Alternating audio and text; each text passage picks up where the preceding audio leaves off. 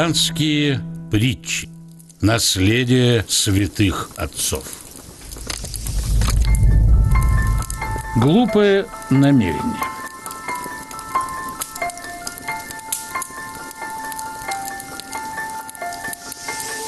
Нашел глупый человек гриб и подумал: еще вчера его здесь не было.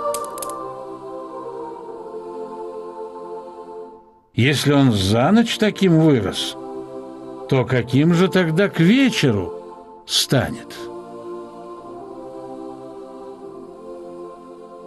И вместо того, чтобы обивать ноги по всему лесу, лег и стал ждать, пока гриб вырастет таким, что займет всю корзину.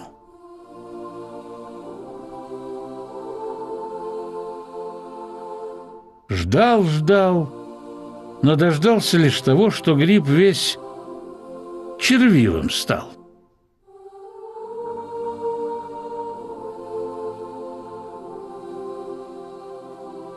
Так и пошел он домой с пустой корзинкой.